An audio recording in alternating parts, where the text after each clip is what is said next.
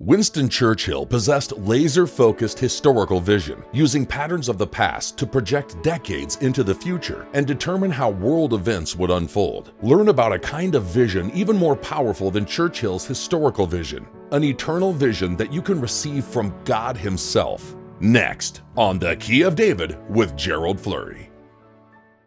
Greetings, everyone.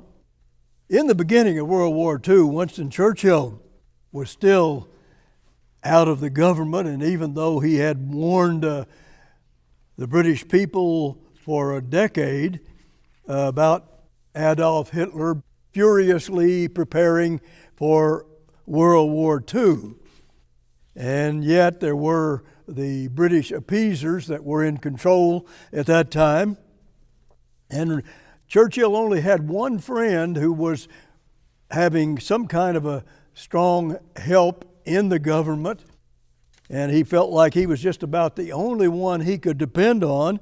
And then suddenly he resigned, and this was just shocking to Winston Churchill. And here is what he had to say, and I'll read just a short statement that he made. Notice this: "It seemed to me at this moment to embody the life hope of the British nation. I watched the daylight slowly creep in through the windows and saw before me in a mental gaze the vision of death."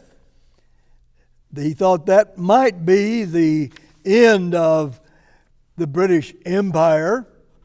He then began to talk about the Middle Ages. Others did as well. Then he said, no, it's more than the Middle Ages. This is a new dark age.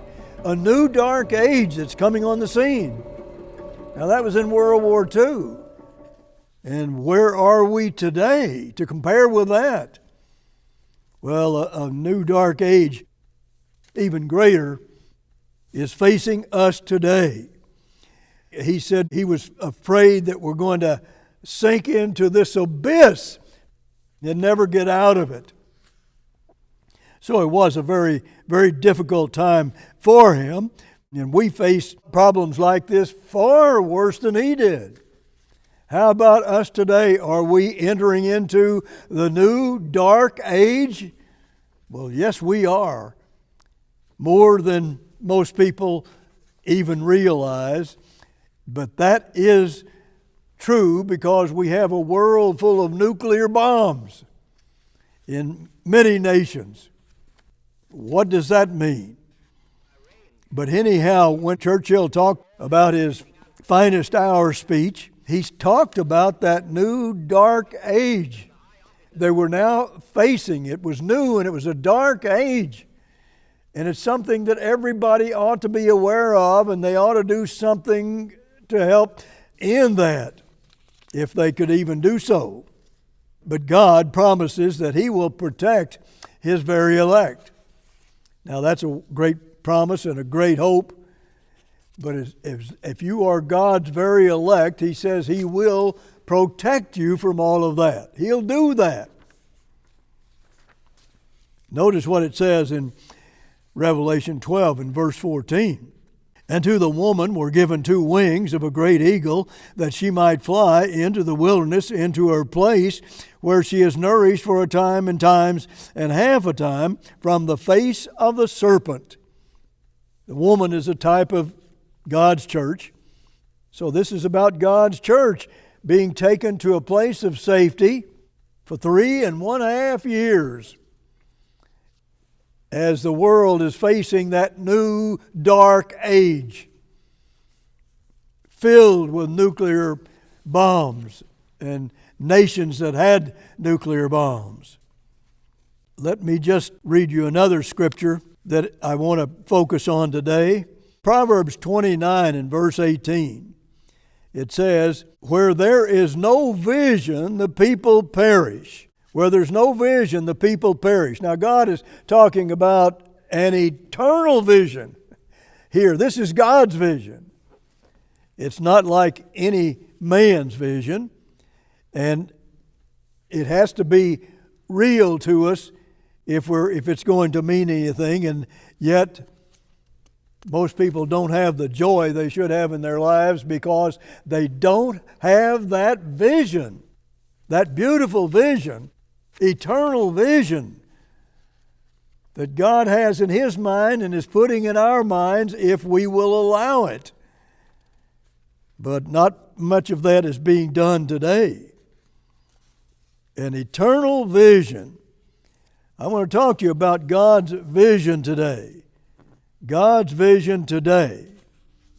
India and Pakistan are talking about having a war. They both have nuclear bombs. We could be into a nuclear warfare anytime if they decide to clash in that way. It could happen. And they're already saying there is a new war there with them. They've had quite a few of those in the past. So there is hope in people if we have this eternal vision of God. There should be hope in all of us. And if there's not, well then we don't know God like we should, and we certainly don't, people don't know Him today, generally speaking. Notice what it says in Matthew 24 and verse 20. But pray you that your flight be not in the winter, neither on the Sabbath day. In other words, when you're fleeing to that place of safety where He's going to take you. Verse 21, it says, For then shall be great tribulation, beginning of the world to this time, no, nor ever shall be. Nothing ever like this. And verse 22, and except those days should be shortened, there should be no flesh saved. But for the elect's sake, those days shall be shortened.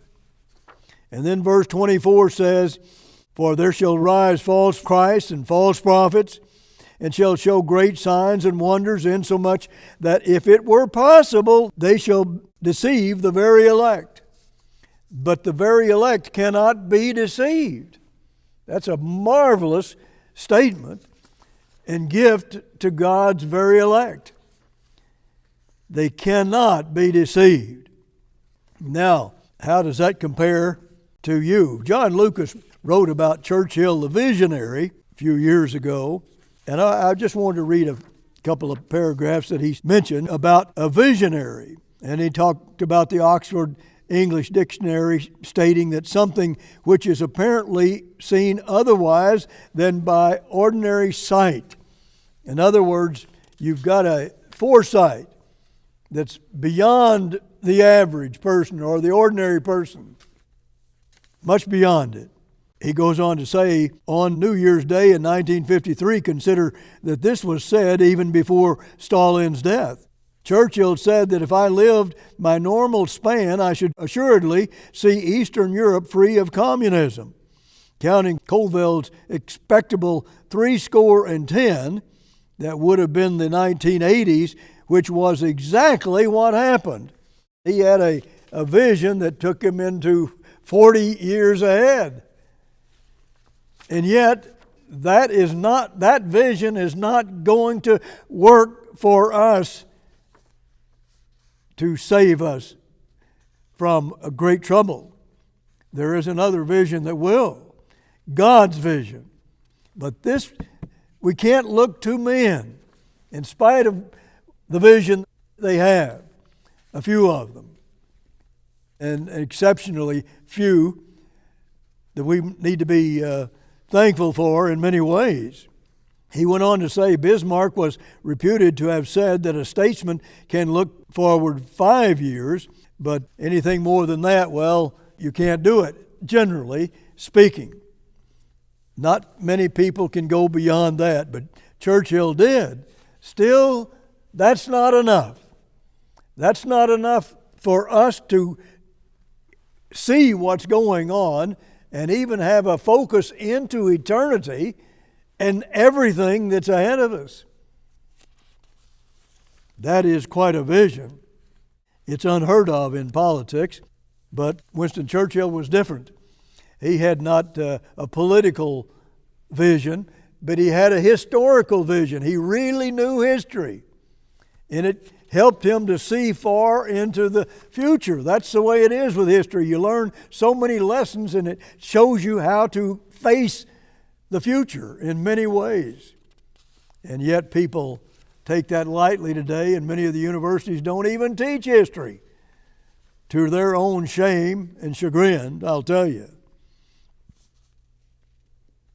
It is a vital lesson that everybody should understand. We have access to God's eternal vision, and He will give it to us as we grow into His thinking. He'll give it to us, and it will amaze you in oh so many ways. You will see that if you get this vision in your mind. Lukács said this, "Foresight in politics is rare, and it is usually a matter of fortune rather than genius. Perhaps, but at any rate, Churchill's foresights were historical rather than political." Again, that's a vision we can learn from and take us steps on up, growing somewhat, but it is nothing compared to God's vision. It's not a vision that can save us. And yet I'm talking to you about God's vision, which will save us and give us joy and happiness, and it will take away all these horrifying problems we're facing if we'll just repent toward God and toward His vision. And God is a great builder of His vision in the very elect. That's why they can't be deceived. They can't be deceived. Can you imagine that? Well, look at all the deception today. The heart, God says, is deceitful above all things and desperately wicked. You can't look to that. You can't look to a human being. That's Jeremiah 17 and verse 9. But this extraordinary vision, you can still learn more and more from it in the history books about Winston Churchill and what he did. Notice, just again to remind you, Proverbs 29 and verse 18 is where there is no vision, the people perish. God means that. If there's no vision, you die. And all kinds of corruption and problems and difficulties. And now our number one problem today is that of human survival. Human survival. Are we going to survive, or are we going to destroy every person on this earth? Well, I'll tell you this, Jesus Christ said that would happen if He didn't stop it. And He's going to stop it in spite of us, but He's going to let most of it work right up to just almost nothing left before He intervenes. We can see that in a few moments in a couple of scriptures. But this vision keeps us full of hope. And we need hope in this dark, dark world. We need to see light. And there's all kinds of light for us to see. I mean real light and reality and life. We don't really live today the way God looks at it and the way we should look at it. We're human beings. We're going to die. But God is offering us eternal glory to live forever. That's life. What we have today is not life as God views it. We're going to die very shortly. Few people understand how close Hitler had come to winning his war in the early summer of 1940. He almost won World War II. And I mean, he was the most evil, savage man on the earth by far, because he was possessed by Satan the devil. A great turning point in World War II is when Churchill and Britain defied Hitler's Third Reich almost alone. He stood up to him and it looked like he was going to lose everything. He managed to almost alone stop Hitler from winning World War II in 1940. And most people don't remember that, But Churchill even had a vision back to 1924 about this dictator, Adolf Hitler, was already a little bit on the scene, but nobody else, nobody else ever thought anything about this man coming forward and maybe causing horrifying problems and cause 60 million people's death. Wow, what an insane human being can do. And that's what he was. He was insane, and even had mixed spells in his life in where he just jumped down to the floor and you'd see all kinds of crazy things happening. A crazy, crazy man, because he was leading people to Satan, the devil's way of life. Churchill said that they had lost World War I, and Germany wanted revenge. They wanted World War II so they could have revenge for losing World War I. Then they lost World War II, and now they have revenge they want to take against the people that beat them and won in World War II. You think that isn't true? Well, you should read John Lucas. He's one of the greatest biographers of Winston Churchill there is. And you should read what he says about that. But they still have revenge. And that is in their minds. And even today you can see it because they hate our president in the U.S. Why? After all we've done and given them and brought them back to power after World War II. And even their own leader at that beginning said that was certainly a dangerous risk because they could do it again. And they have, and they are now the number one power in Europe, leading Europe with their own military like nobody else. How did that happen? Well, we said we were not going to allow that to happen after World War II, and they'd had these 2 world wars that they had started, and even many before that. If you know their history, goes back into Assyria, which is their name in the Hebrew Bible. But revenge, imagine that. Revenge because they lost 2 world wars. Why is it that they hate the President of the United States so much? How much of it do you think might be revenge? I'm telling you, there is a Holy Roman Empire that has a vision that's terrifying in this world. And they have had 6 heads of that Holy Roman Empire, and they have one more, and then Jesus Christ is going to stop it forever. But that revenge is going to be gone. God says, look, if there's no vision, the people perish. That's a dangerous outcome. And yet, that's where we are. You can go on and read about this in Habakkuk 2, and we have a booklet on that we'll send you that tells you all about Germany and the Holy Roman Empire and how a man coming for this next head of the Holy Roman Empire and has a change in his mind. A power of Satan is beginning to change his mind down the road, and that is a prophecy for this end time. And you can prove it over and over and over and over. It's not that difficult to do.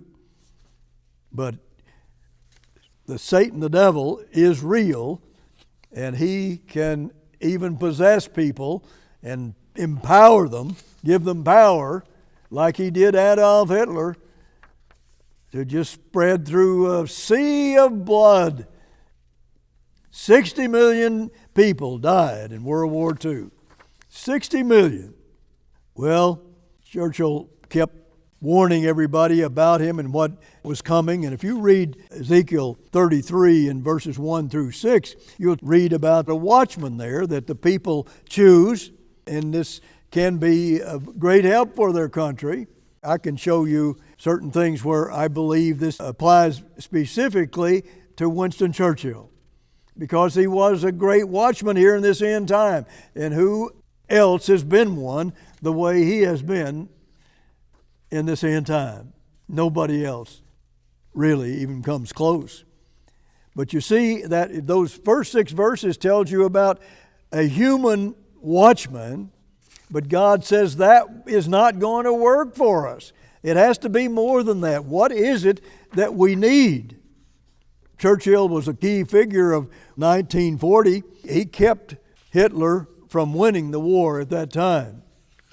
And he and just a few people helping him, but it was him doing the leadership. Notice verse 7, God says, here's what we have if you want to make it work, if you want real vision and God's vision. Notice what God says. The watchman that the people choose, that's not good enough. And here's what is good. God's vision. Verse 7, so you, O son of man, I have set you a watchman into the house of Israel. Therefore you shall hear the word at my mouth and warn them from me. Now that's what we're looking for. A watchman that will tell you what God's vision is and show you how to build it in your life. He'll do that for you. A strong Germany is now risen in Europe, and we warned against that and have done it for over 75 years. But here they are again. And notice what it says in verse 33. There's also something else here besides a watchman. Verse 33 says, and when this comes to pass, lo, it will come. Then shall they know that a prophet has been among them.